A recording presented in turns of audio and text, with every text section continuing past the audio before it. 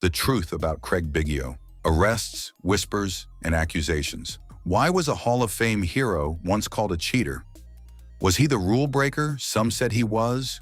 Or the ultimate team player? The story goes deeper than you think. Picture this scene. June 1989. A young baseball star gets pulled over on a Houston street. Craig Biggio, age 23, sits behind the wheel. His teammate Ken Caminiti rides shotgun. Both players have been drinking. The arresting officer later testifies in court about what happened next. Biggio hands over his driver's license. But he doesn't stop there. 2 crisp $100 bills come with it. The officer believes this is a bribe attempt, a rookie trying to buy his way out of trouble. It doesn't work. Guilty verdict on the DUI charge. 2 years probation, a $350 fine, 50 hours of community service, and a very public apology that the Astros PR department had to write for him. Parents of Little League players were concerned. The golden boy image was tarnished.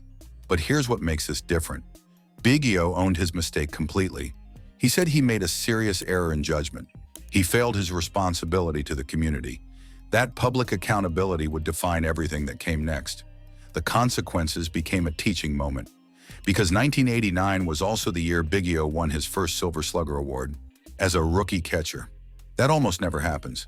Young players at such a demanding position rarely excel immediately. The kid from New York was already special. He'd hit .344 in the minors. Now he was proving he belonged in the big leagues despite the off-field drama. Then came the decision that changed everything. The Astros front office had a problem. Catching destroys bodies. The position beats up knees, backs, and hands. They watched Biggio's exceptional speed and thought about his future. Moving him off catcher became a priority. Second base became his new home in the early 1990s. This wasn't just a position change. This was career preservation. Biggio later admitted he would definitely not be in the Hall of Fame if he'd stayed behind the plate. The wear and tear would have ended his career too soon. This move saved everything. And what a career it became.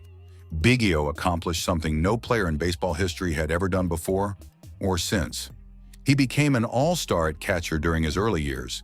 Then he became an all-star at second base after the transition.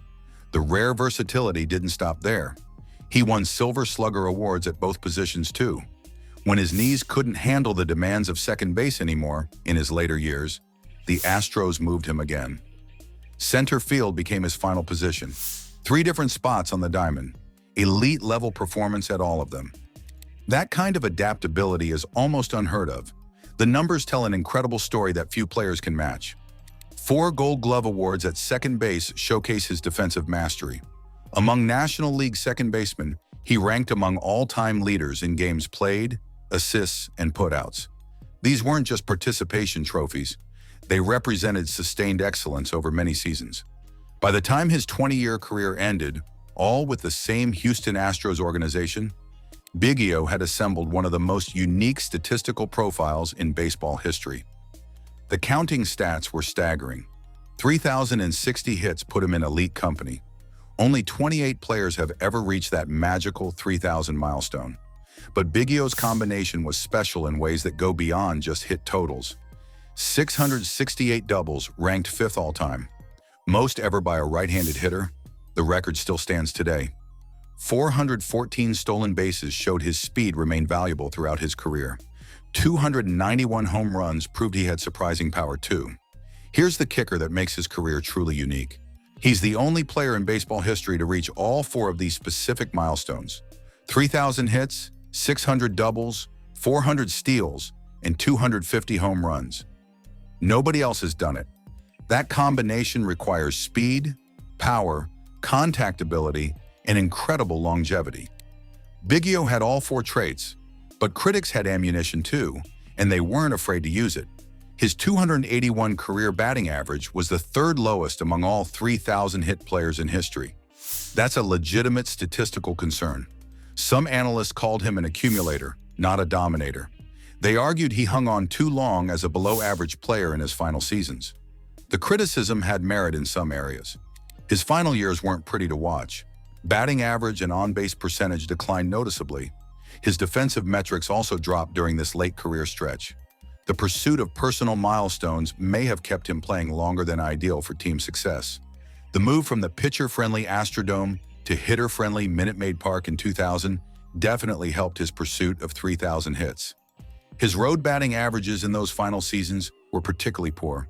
The home ballpark advantage was real and significant. But here's what the critics missed in their analysis. That unique combination of milestones wasn't just luck or longevity, it was the result of incredible durability across multiple positions and roles.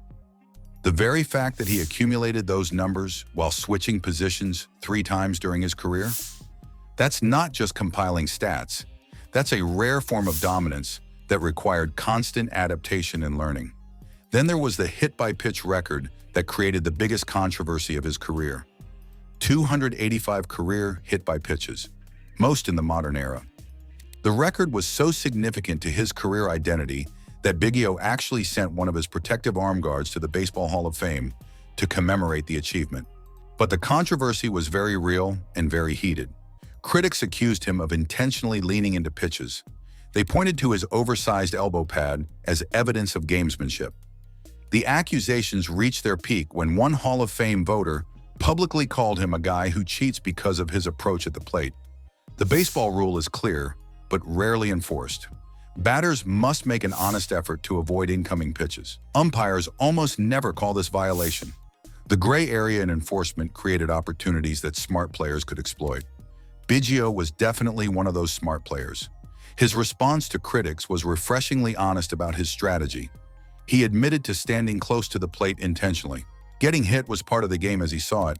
If you crowd the plate, you should expect to get hit sometimes. He never charged the mound after being plunked. He let his teammates handle any necessary retaliation.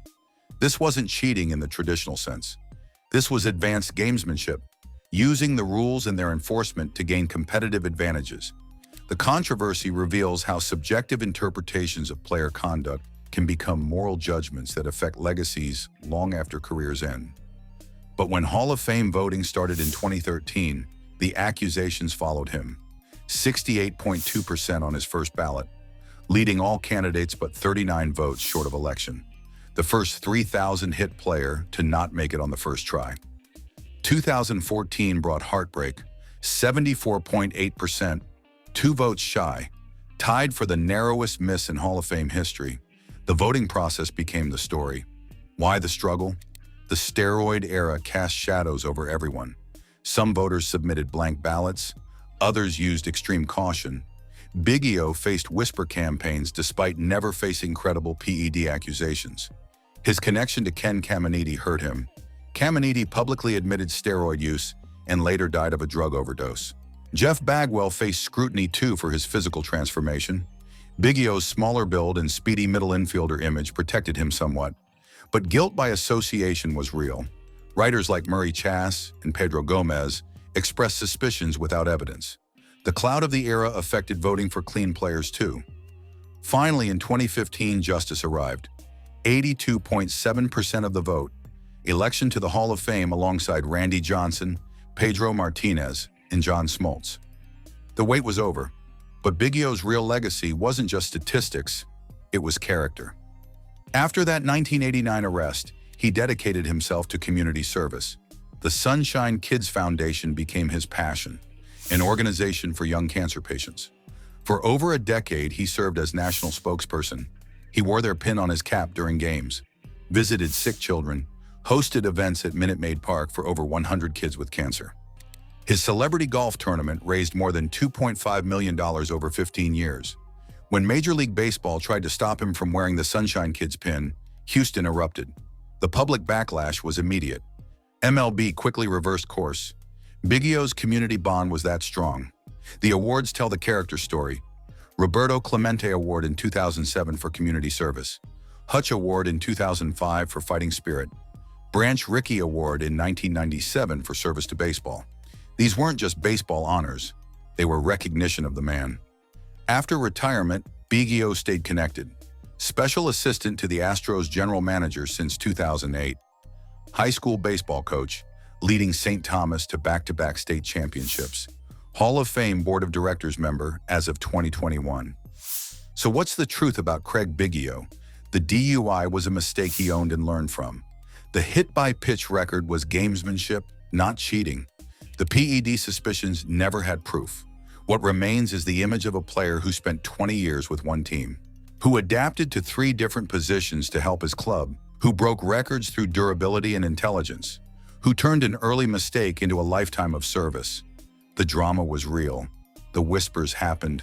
The voting struggles were painful. But the truth revealed is simple. Craig Biggio played the game hard and played it right. His legacy isn't complicated after all. It's about excellence, resilience, and character.